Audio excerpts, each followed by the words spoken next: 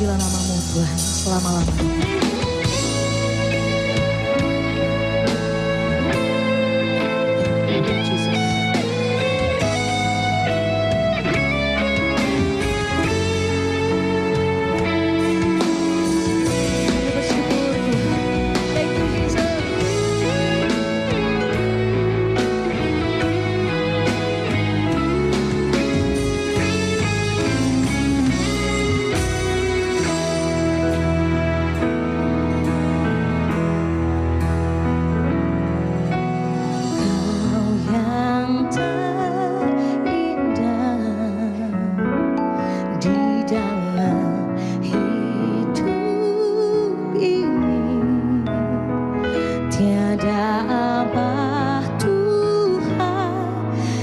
Seperti Engkau besar perkasa penuh kemuliaan,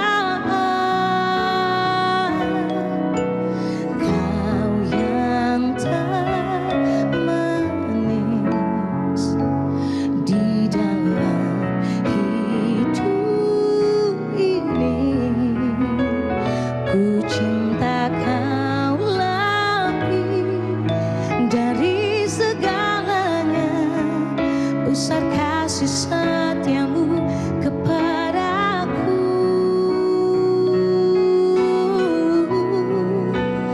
Ku sembah Kau ya Allahku, ku tinggikan namamu selalu, tiada lutut Kau berteduh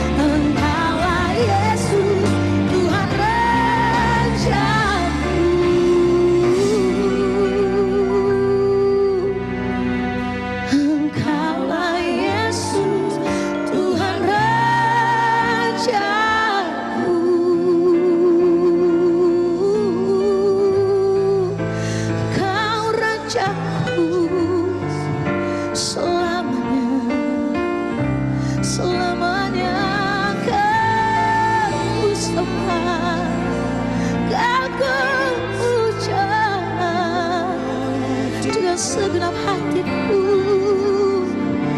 Ku sembah, ku puji nama-Mu. Kau yang layak disembah, Kau yang layak diagungkan.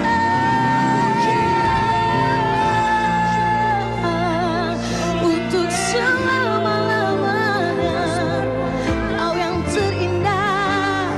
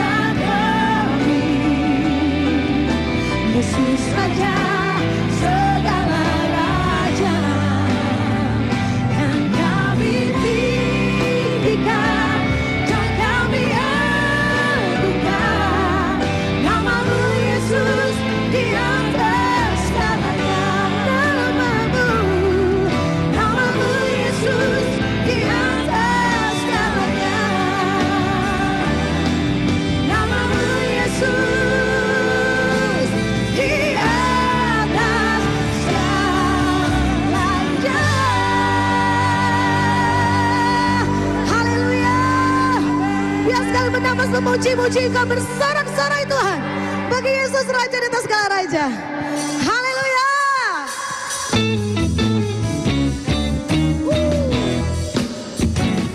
Amin.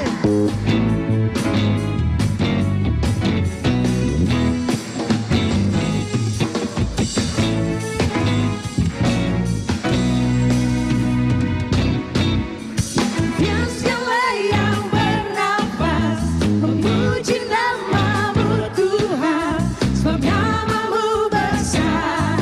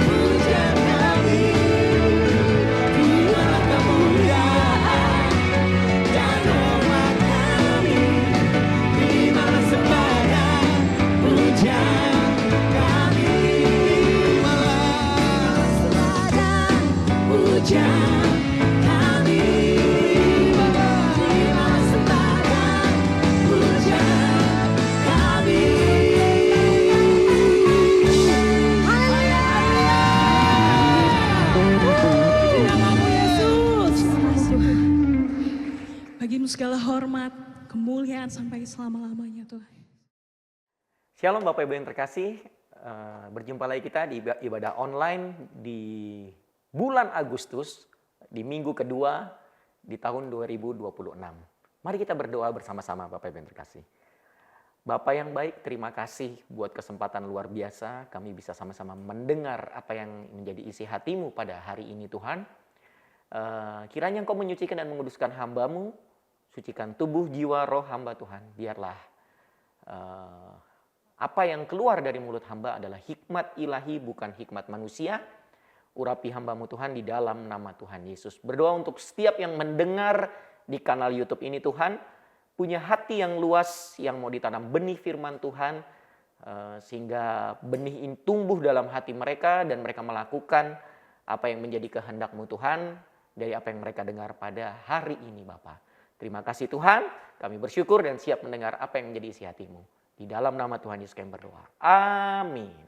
Shalom Bapak Ibu yang terkasih. Wow, sudah masuk aja kita di bulan Agustus ya. Ini suatu hal yang luar biasa bagi kita semua bahwa Ebenezer sampai di sini Tuhan beserta kita, dan saya percaya kalau sudah Tuhan beserta kita saat ini, saya percaya langkah berikutnya pun Tuhan akan menyertai kita sampai akhir tahun ini dan sampai Tuhan Yesus datang kembali yang kedua gitu ya Bapak Ibu ya. Baik, untuk judul di bulan ini kita sama-sama akan belajar tentang healing the land. Wow, sungguh menarik karena ini tema yang luar biasa dan kebetulan sekali waktu video ini di-take, ayat bacaan kita itu di Roma 13 Bapak Ibu yang terkasih.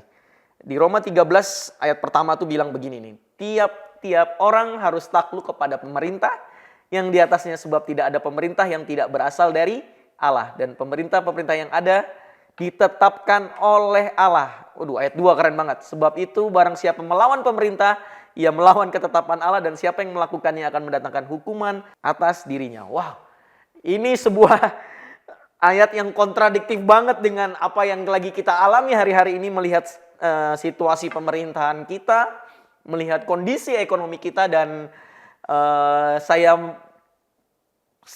percaya bahwa bukan kebetulan sekali Rock memberi judul, yang diberi judul pada bulan Agustus ini adalah Healing the Land gitu.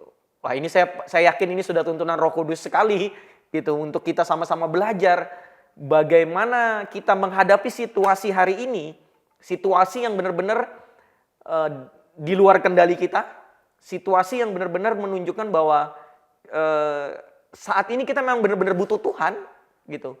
Karena kita tidak tahu apa yang akan terjadi esok hari, seminggu kemudian, sebulan lagi. Kita nggak tahu apa yang akan terjadi dengan kondisi yang terjadi hari ini. Tapi ini bagus banget karena ketika saya merenungkannya, saya semakin menyadari bahwa benar Ebenezer, sampai di sini memang Tuhan tolong kita, Tuhan sertai kita, dan setiap langkah kita di depan itu Tuhan yang sudah tuntun. Nah, mari kita baca sama-sama ayat natsnya. Tapi sebelum baca, kalau Bapak Ibu suka judul, maka judul hari ini adalah memulihkan yang rusak, membebaskan yang tertawan gitu. Nah, ayatnya yaitu di dalam Lukas 4 ayat 18 sampai 19. Ya. Saya bacakan sama-sama. Kita baca ya sama-sama ya Bapak Ibu ya, maaf. Kita baca sama-sama. Roh Tuhan ada padaku, oleh sebab Ia telah mengurapi aku untuk menyampaikan kabar baik kepada orang-orang miskin. Perhatikan ya.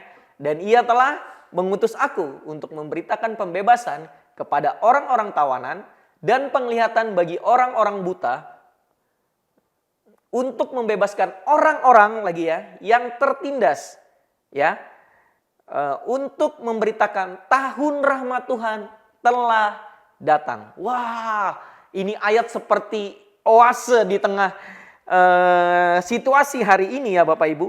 Dan saya percaya memang sekali lagi ini bukan kebetulan. Ini memang Tuhan lagi membawa kita kepada sebuah pemahaman dan paradigma yang benar, dan pola pikir yang benar, bagaimana kita meresponi keadaan dan situasi pada hari ini. Untuk Bapak Ibu ketahui, latar belakang ayat ini kurang lebih sama dengan kondisi bangsa Israel pada saat itu. Ya. Lagi ya, keadaan kita hari ini kurang lebih sama. Mungkin kita tidak dalam penjajahan karena saat itu bangsa Israel dijajah oleh Romawi. Kemudian Yesus kembali ke Nazaret, kembali ke kota asalnya, dan dia mengajar di sinagoge dan membuka ini, ayat ini. Dan membuka kitab Yesaya 61 ini. Wah, ini sangat menarik. Sangat menarik. Dia menyebutkan dan mencontohkan dan membaca secara utuh ayat ini. Bahwa roh Tuhan ada padaku. Oleh sebab ia telah mengurapi aku. Untuk menyampaikan kabar baik kepada siapa? Perhatikan. Kepada orang miskin. Dan ia telah mengutus aku untuk memberitakan apa? Pembebasan kepada orang-orang tawanan. Dan penglihatan bagi orang-orang buta. Untuk membebaskan apa?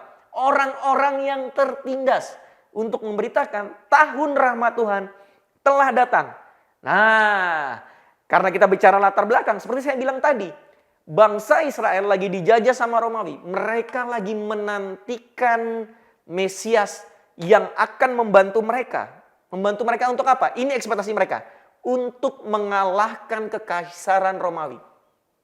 Yang mereka pikirkan adalah itu. Untuk mengalahkan kekaisaran Romawi. Untuk membebaskan mereka dari penjajahan ekonomi. Pajak yang menyekik. Karena apa? Pada saat itu mereka dikenakan 2 pajak. Pajak terhadap kaisar Romawi. Kemudian terhadap bait Allah. Bayangkan. Mereka dikenakan 2 pajak. Jadi mereka sangat-sangat tertindas dan tersiksa saat itu. Mereka menantikan seorang Mesias yang bakal menolong mereka. Gitu. Nah, tapi Yesus datang dengan membacakan ini di sebuah sinagoge dan menyatakan ini bahwa dia datang untuk memberitakan kabar baik ini. Ya, memang ini cukup menarik karena apa yang ditulis di Yesaya, kitab yang dibacakan sama Yesus adalah sebuah gambaran yang Tuhan inginkan ketika Tuhan ingin membebaskan bangsa Israel, yaitu tahun Yobel. Nah, ada yang menarik di sini karena kita akan belajar tentang tahun Yobel. Bapak Ibu yang terkasih, saya berharap kencangkan ikat pinggang, kita akan pelan-pelan untuk belajar. Ada apa dengan tahun Yobel gitu kan? Kenapa ini sebuah nubuatan yang diberikan oleh Yesaya dan ini digenapi oleh Yesus? Ya, kenapa digenapi oleh Yesus? Pelan-pelan kita belajar ya. Oke, coba baca dulu Bapak Ibu. Imamat 25 ayat 10 ya. Perhatikan ya. Kamu harus menguduskan tahun yang ke-50. Ingat ya, tahun yang keberapa? 50. Dan memaklumkan kebebasan di negeri itu bagi segenap penduduknya. Itu harus menjadi tahun Yobel bagimu. Dan kamu harus masing-masing pulang ke tanah miliknya dan kepada kaumnya. Perhatikan, tahun Yobel adalah gambaran sabat yang besar. Lagi ya, gambaran sabat yang besar. Yaitu tahun pemulihan. Tahun untuk dikembalikan. Makanya ini keren banget. Tahun Yobel ini keren banget. Tuhan sudah merancangkan bahwa setiap 50 tahun. Kalau perhatikan ya, kalau sabat itu kan hari ke-7. Hari ke-6 ya? Hari ke-7. Ya, sabat itu hari ke-7. Bayangkan, setelah 49 tahun bangsa ini bekerja, ada rest besar-besaran di tahun Yobel selama setahun. Apa sih tujuan dari tahun Yobel? Tentunya kita perlu tahu tujuan dari tahun Yobel itu apa sih? Perhatikan di Yesaya Bapak Ibu yang terkasih. Ini tujuannya. Pertama, ya, bukan berpuasa yang kehendaki. Jadi rest ini bukan hanya berpuasa yang Tuhan kehendaki. Ini yang Tuhan kehendaki di tahun Yobel. Ialah supaya engkau membuka belenggu-belenggu kelaliman. Lagi, melepaskan tali-tali kuk. Supaya apa? Engkau memerdekakan orang yang teraniaya dan mematahkan setiap kuk. Ya, supaya engkau memecah-mecah rotimu bagi orang yang lapar dan membawa ke rumahmu orang yang miskin yang tak punya rumah. Ya, saya pelan-pelan ya. Dan apabila engkau melihat orang telanjang, supaya engkau memberi dia pakaian dan tidak menyembunyikan diri terhadap saudaramu sendiri. Pada waktu itulah terangmu akan merekah seperti fajar dan lukamu akan pulih dengan segera. Kebenaran menjadi barisan depanmu dan kemuliaan Tuhan barisan belakangmu. Perhatikan, ada 4 hal yang mau dilakukan Tuhan pada saat tahun Yobel ini. Ya, perhatikan. Saya pelan-pelan ya. Kalau tadi kan tujuannya kenapa Tuhan mau merestorasi seluruh bangsa Israel, tapi ada 4 hal yang terjadi pada tahun Yobel. Ini yang Tuhan inginkan. Yang pertama, budak dibebaskan. Ya, seperti kita tahu, zaman itu masih menggunakan sistem budak. Budak dibebaskan. Bayangkan kalau budak dibebaskan. Berarti apa?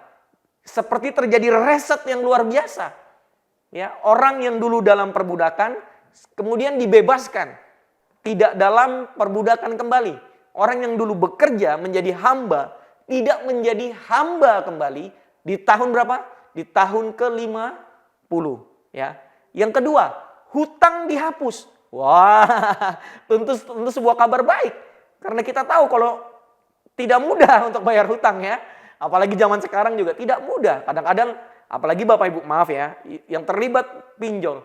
Hutangnya beranak pinak gitu kan. Bunganya beranak pinak gitu. Tapi hutang dihapuskan. Itu yang Tuhan mau. Baru yang berikutnya. Ini yang keren banget. Tanah dikembalikan. Kenapa tanah dikembalikan? Perhatikan dengan baik.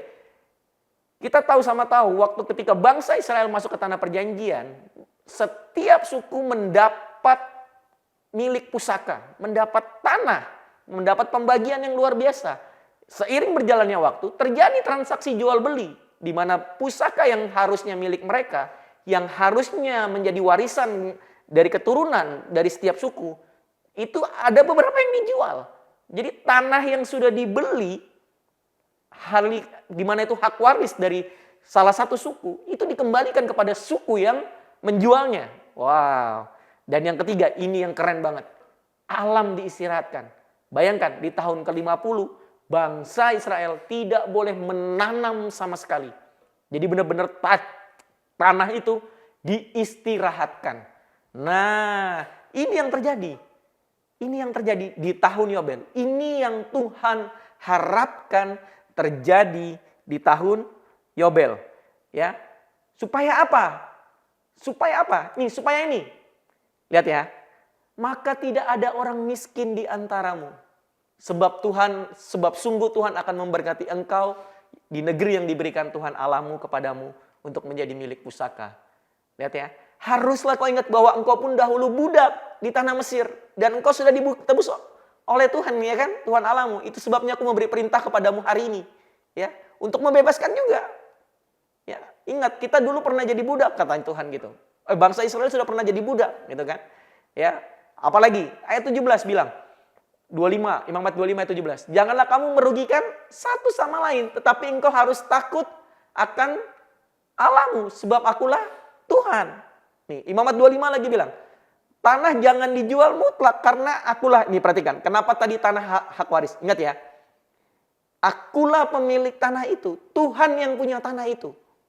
Tuhan yang punya tanah itu, kita hanya pengelola, sedangkan kamu adalah orang asing dan pendatang bagiku. Jadi memang harus dikembalikan. Nah, ayat 35, apabila saudaramu jatuh miskin, sehingga tidak sanggup bertahan di antaramu, maka engkau harus menyokong dia sebagai orang asing dan pendatang supaya ia hidup di antaramu. Wow, coba renungkan. Coba renungkan. Seharusnya kalau tahun Yobel ini benar-benar terjadi, kita nggak akan ada ketimpangan Bapak Ibu. Apalagi di bangsa ini, tidak akan ada ketimpangan. Tidak ada orang yang kaya terlalu kaya dan miskin terlalu miskin. Itu tidak terjadi Bapak Ibu.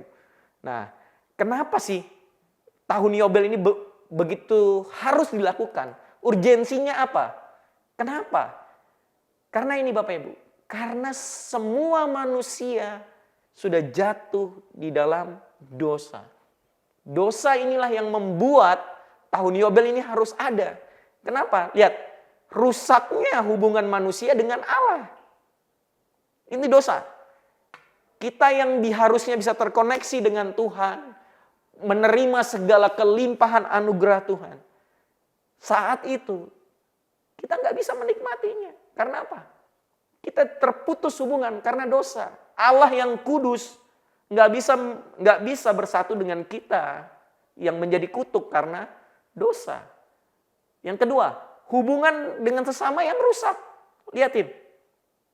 Ada ketamakan, ada keegoisan, ada kecurigaan, ada banyak asumsi-asumsi. Dan lihat yang terjadi. Bukankah hari ini kita banyak juga mengalaminya, ya kan? Ada banyak hubungan-hubungan yang rusak. Karena apa? Karena dosa. Karena keegoisan. Keegoisan. Pokoknya saya yang paling benar. Saya yang paling oke sudah pokoknya. Yang lain tidak. Nah itu kan coba lihat. Itu yang terjadi. Yang ketiga, hubungan dengan alam menjadi rusak. Ada banyak manusia hari ini serakah. Serakah sekali. Eksploitasi alam secara ugal-ugalan. Dan sekarang Bapak Ibu bisa tahu. Saya sudah enggak tahu lagi hari ini musim durian apa enggak. Karena setiap hari kadang-kadang setiap hari saya sering lihat durian sehari ini. Lihat bagaimana manusia merekayasa supaya durian bisa terus bermusim setiap saat. Gitu kan? Itu kan serem kan? Padahal Tuhan menciptakannya ada musimnya, ada waktunya, ada masanya. Lihat. Dengan sebegitu luar biasanya manusia ini supaya mereka terus mendapatkan cuan, bagaimana caranya supaya durian itu terus bertumbuh, terus berbuah, terus menghasilkan. Buat saya itu mengerikan loh. Mengerikan bagaimana kita mengakali alam ini gitu loh. Makanya Tuhan bilang, rest. Tanahnya harus diistirahatkan selama setahun. Benar-benar istirahat, tidak ditanami apapun. Tidak ditanami apapun. Dan saat itu Tuhan berjanji, kalau Bapak Ibu baca tadi di Imamat 25 dan semua yang pasal-pasal yang tadi Bapak Ibu lihat, Bapak Ibu akan melihat bahwa Tuhan sebelum terjadinya tahun Yobel, Tuhan sudah melipat gandakan hasil bumi untuk bersiap-siap di tahun Yobel. Dan itu Tuhan sudah benar-benar mempersiapkannya gitu loh. Untuk istirahat sama sekali. Baru lihat apa yang terjadi. Struktur masyarakat yang menindas. Muncul yang tadi saya bilang. Yang kaya semakin kaya dan terlalu kaya. Yang miskin semakin miskin dan terlalu miskin. Udah mulai muncul perbudakan, jeratan hutang, hilangnya warisan. Terus apa lagi? Kasta. Ya kan? Golongan A, golongan B, golongan C. Orang mulai mengelompokkan. Tidak ada kesetaraan di situ. Jadi perhatikan. Jadi tahun Yobel ini sangat dinantikan. Nah, pertanyaannya sekarang begini. Saya coba kemudian meneliti. Saya coba kemudian meneliti dan membaca. Apakah tahun Yobel ini benar-benar terjadi pada zaman itu? Nah, kan ini kan sebuah pertanyaan yang menggelisahkan saya gitu kan. Apakah tahun Yobel ini benar-benar terjadi? Fun fact-nya Bapak Ibu. Faktanya. Tidak pernah tertulis secara letterleh dalam sejarah Alkitab. Tahun Yobel benar-benar terjadi. Tidak pernah. Wah. Saya sampai mikir kenapa gitu. Ya, pada akhirnya saya kembali ke sini. Karena dosa. Karena keegoisan manusia. Karena keegoisan para imam-imam pada saat itu. Pernah ada kejadian dikembalikan pada zaman Yeremia. Gitu kan, pada zaman Nabi Yeremia. Tapi itu pun cepat-cepat ditarik lagi. Nanti coba Bapak Ibu teliti itu di Alkitab. Pernah kejadian. Oke, dikembalikan. Tapi kembali lagi. Dikenakan lagi, hutang lagi kembali. Jadi tanah itu ya. Jadi memang tahun Yobel itu sangat dinantikan buat mereka yang tertindas, kaum yang miskin, kaum yang tersingkirkan gitu. Dan itulah yang mereka harapkan. Jadi ketika Yesus datang ke dunia, mereka mengharapkan Yesus itu sebagai sebuah Mesias yang melepaskan dia dari dari pemerintahan Romawi. Karena apa? Saat itu pun mereka tertindas oleh pemerintahan Romawi. Jadi mereka sangat-sangat berharap bahwa Yesus itu benar-benar tolong mereka untuk menggulingkan Romawi. Sehingga bangsa ini terbebas. Sehingga ekonomi mereka pulih. Itu yang mereka harapkan. Tapi saya melihat ketika Yesus datang dan melihat apa yang dilakukan Yesus ternyata beyond Bapak Ibu. Jauh dari apa yang dipikirkan oleh bangsa Israel. Karena pada akhirnya yang ditebus adalah gini, dosa kita. Yang ditebus adalah apa? Cara pikir kita. Karena apa? Sistem dunia memang bobrok. Sistem pemerintahan dunia memang bobrok. Kita mau berharap apa hari ini? Ayo, kita mau berharap apa? Nggak ada rasanya.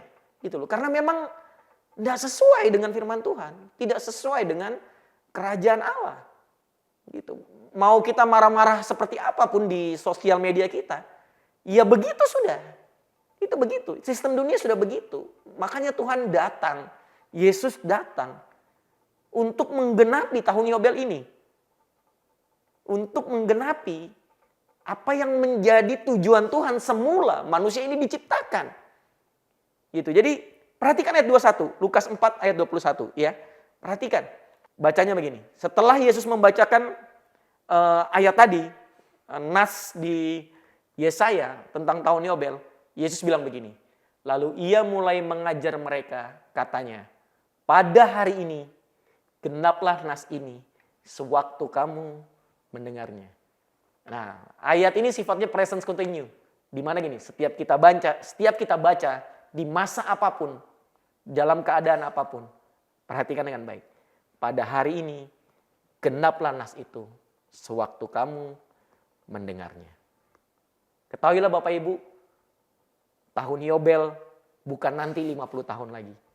Tapi pada hari ini ketika Bapak Ibu mendengar berita ini, Bapak Ibu lagi menerima tahun Yobel. Tapi dalam bentuk paradigma yang berbeda. Tidak hanya soal ekonomi. Kenapa Yesus berani ngomong gini? Perhatikan Matius 11 ayat 5-6. Lihat apa yang dilakukan Yesus. Orang buta melihat, orang lumpuh berjalan, orang kusta menjadi tahir, orang tuli mendengar, orang mati dibangkitkan, dan kepada orang miskin diberitakan kabar baik.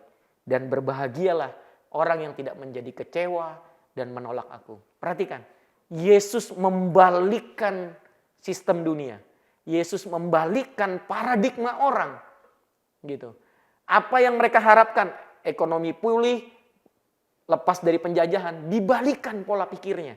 Karena apa? Memang nggak sinkron. Susah mensinkronkan antara kerajaan Allah dengan sistem dunia. Maka lihat, Yesus bawa kerajaan Allah. Yesus balikkan sistem kerajaan dunia. Kerajaan Allah itu bukan soal revolusi. Tapi lihat ini, soal restorasi menyeluruh. Lagi ya, kerajaan Allah itu bukan soal revolusi dengan menggulingkan pemerintahan yang lagi ada. Enggak. Tapi restorasi.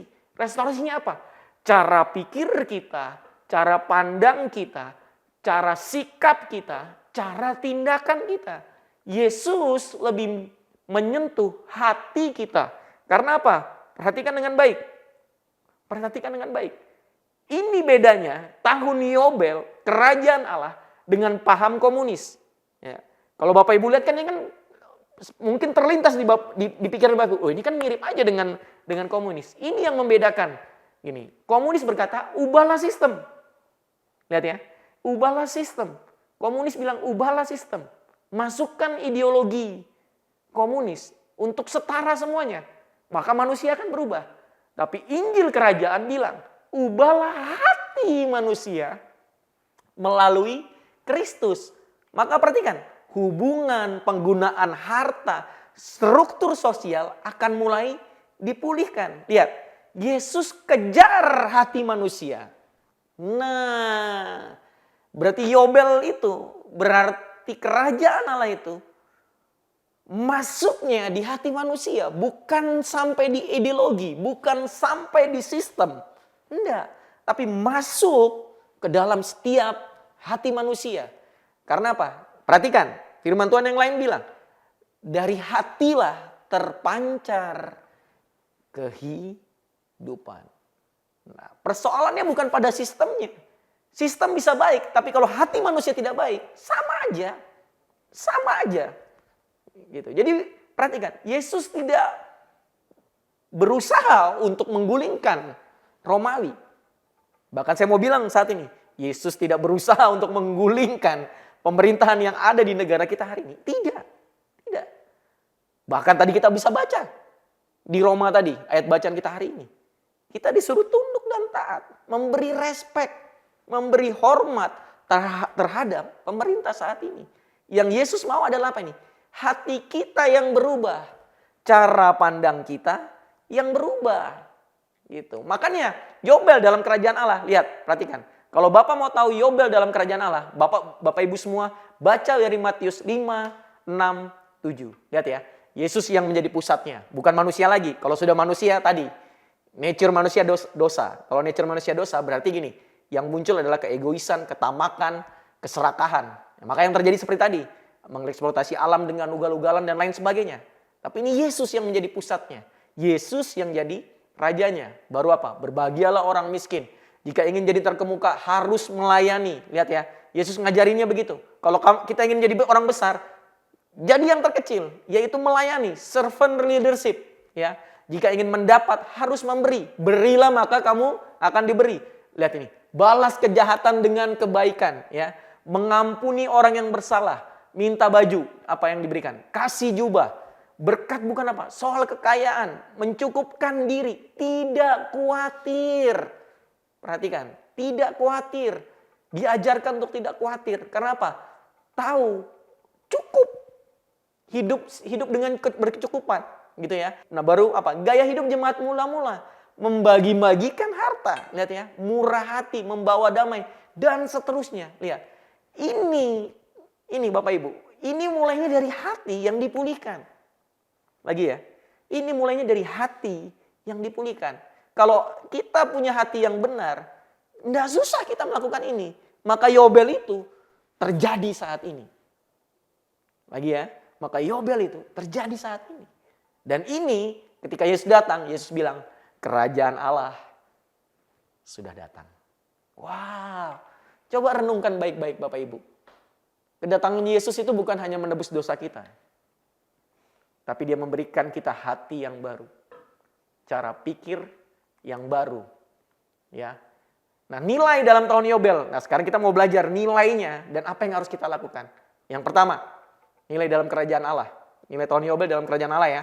Yang pertama ini adalah pembebasan. Dari apa? Ya, dari dosa, ketakutan, penindasan. Ya.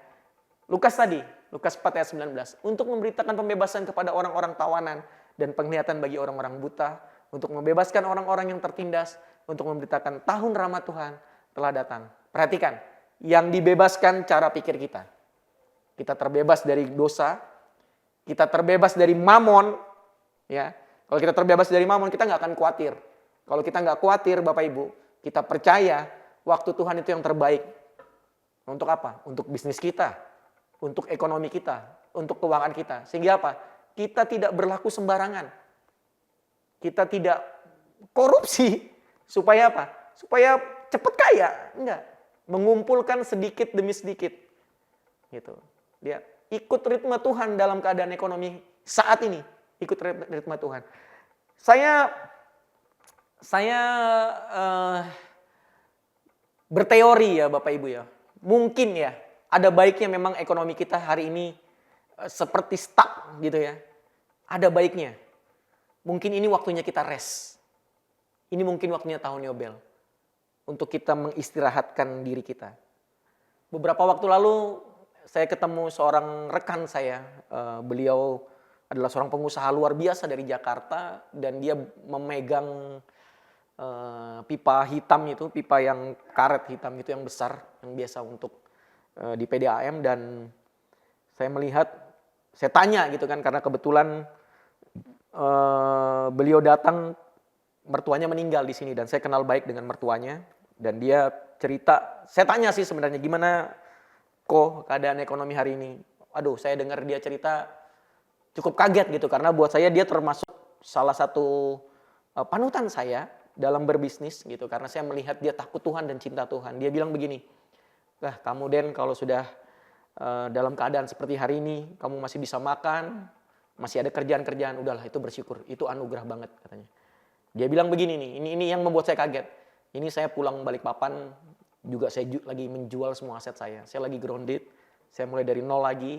Saya lagi belum tahu ini, lagi tanya Tuhan mau berbuat apa gitu. Bahkan dia bilang, belum tentu saya bisa jalankan lagi ini bisnis yang lagi jalan, dia bilang. Bahkan dia pernah bilang beberapa bulan yang lalu, dia bilang dia sudah dapat PO. Bayangkan Bapak Ibu, dia sudah dapat PO, dapat SPK untuk mengerjakan project gitu.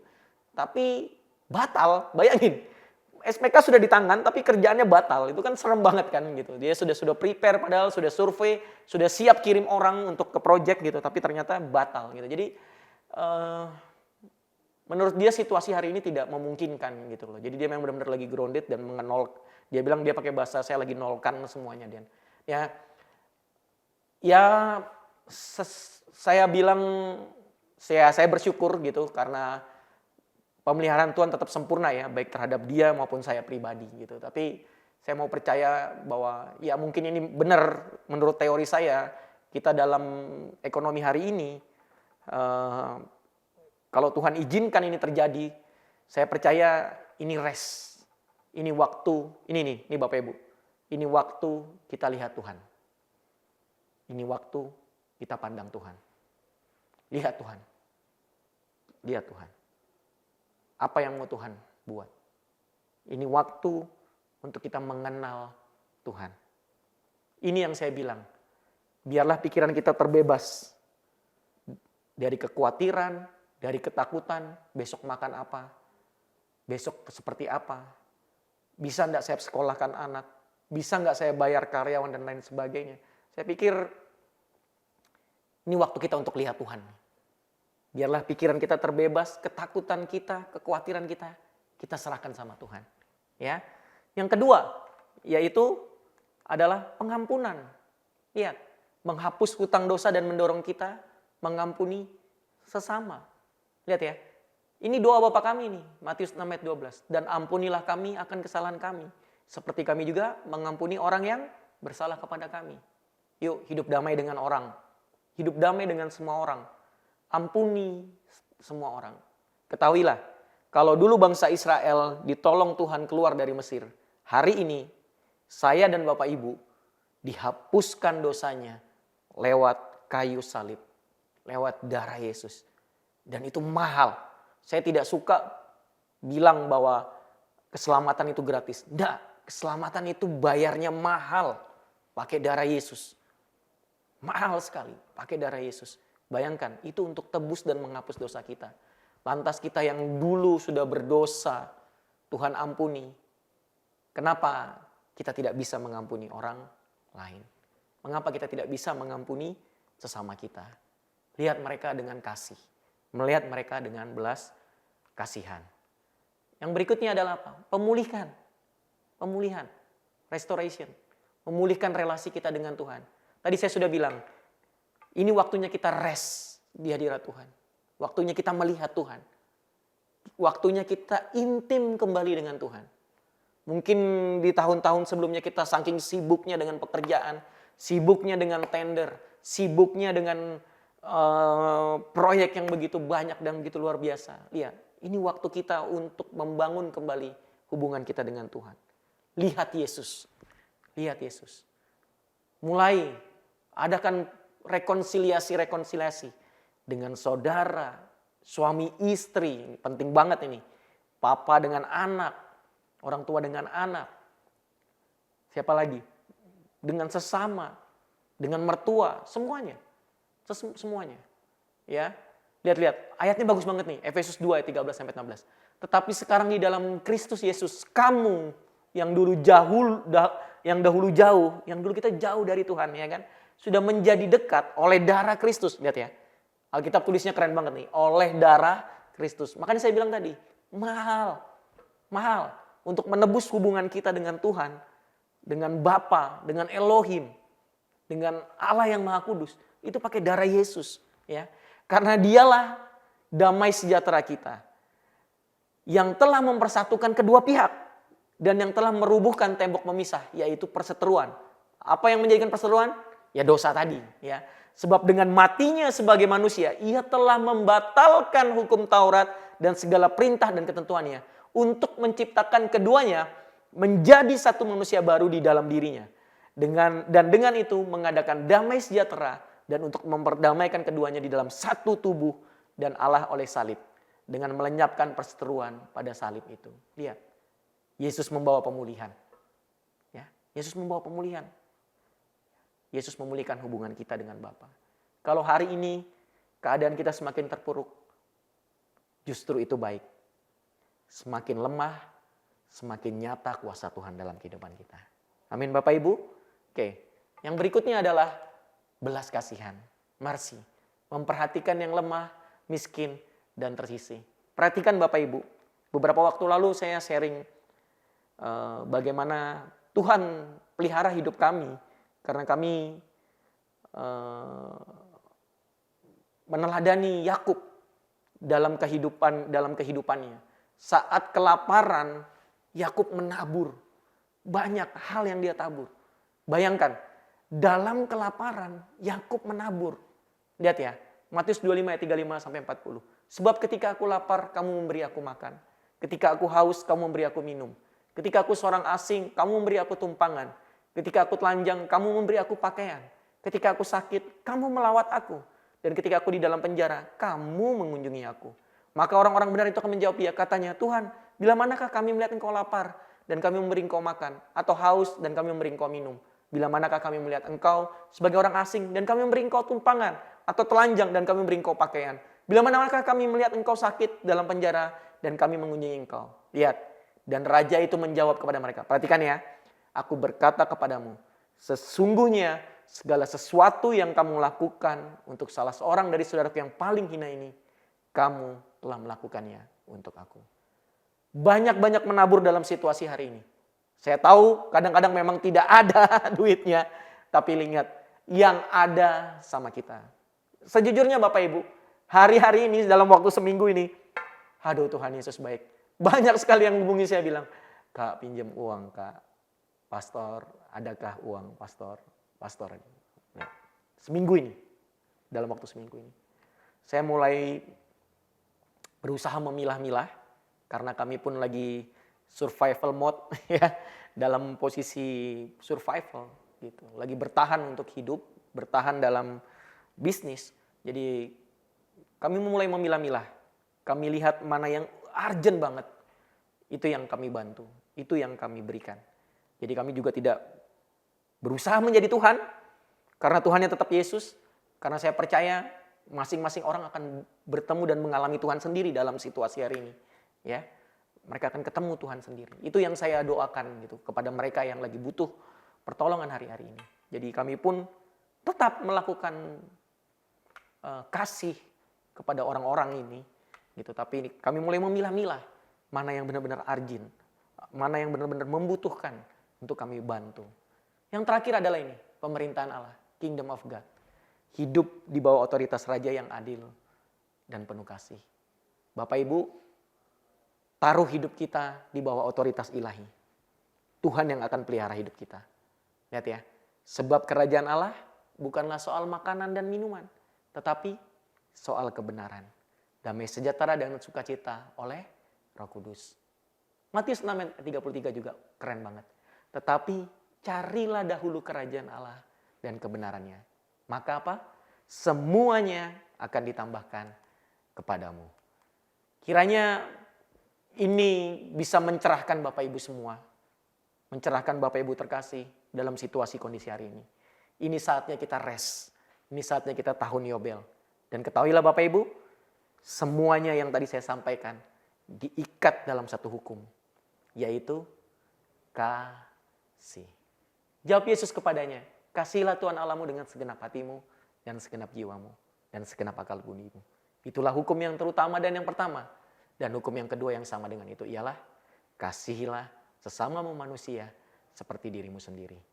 Pada hukum kedua inilah tergantung seluruh hukum yang tadi. Taurat dan kitab para nabi. Mari milikilah kasih Yesus. Semakin terkoneksi dengan Yesus, semakin terhubung dengan Yesus. Dan kita lihat Yesus, kita akan bisa melewati masa ini. Kita akan bisa melewati kondisi ini. Memang pemerintahan seperti ini keadaannya. Lihat apa yang firman Tuhan suruh. Berdoa. Berdoalah bagi bangsa ini. Menangislah bagi bangsa ini. Kita berdoa. Ya. Tahan lidah kita untuk mengutuki. Karena itu bukan DNA ilahi. Tuhan gak ada di situ menyuruh satupun ayat kutuki pemerintahan. Gak ada. Tuhan gak pernah nyuruh kita untuk mengutuki. Tuhan nyuruh kita untuk berdoa bagi mereka. Untuk berdoa, menangisi kondisi hari ini. Dan berharap sama Tuhan Yesus. Amin Bapak Ibu. Maka saya akhiri dengan sebuah teori yang lagi saya pikirkan apakah ini benar terjadi gitu ya. Bahwa gini Bapak Ibu, gereja itu representasi dari keadaan kota dan bangsa ini. Apa yang terjadi di gereja, itu yang akan terjadi di bangsa ini. Lagi ya, apa yang terjadi di gereja. Gereja nggak hanya soal bicara institusi kita, GBI Rock Balikpapan, tapi gereja itu bicara diri kita sendiri. Kalau kita hidup tidak sesuai dengan firman, maka itu yang terjadi di luar sana. Kalau gereja, ada korupsi di dalamnya, maka itu yang terjadi di luar sana. Jadi gereja itu merepresentasi keadaan ini. Kalau gereja hidupnya damai sejahtera, saling rukun, hidup saling bersama-sama, itu yang terjadi di luar sana. Karena kita representatif the Christ of Kingdom. Kiranya firman Tuhan memberkati Bapak Ibu pada pagi hari ini. Tuhan Yesus memberkati. Izinkan saya berdoa buat Bapak Ibu semua. Bapa yang baik, kami bersyukur untuk firman-Mu pada pagi hari ini. Kami percaya Bapa, ini adalah kasih anugerah-Mu yang begitu luar biasa. Tuhan, kami tahu Engkau Yesus tidak pernah meninggalkan kami sedetik pun. Bahkan Kau memberikan penolong Roh Kudus yang luar biasa di dalam hati kami. Tuhan, dalam situasi hari ini, kami mau lihat Tuhan. Dalam situasi hari ini, kami mau lihat bagaimana cara Tuhan bekerja dalam kehidupan kami, Tuhan. Kami percaya, Tuhan. Kami tidak khawatir, Tuhan. Asal ada makan cukup bagi kami, Tuhan. Karena kami tahu Engkau memelihara kami dengan sempurna, Tuhan Yesus. Materaikan firman-Mu, Tuhan, pada hari ini, Bapak. Di dalam nama Tuhan Yesus. Aku berdoa juga buat Rock Gateway, Tuhan, dalam pembangunan. Aku percaya Tuhan terbangun dalam kasih karunia Tuhan yang luar biasa.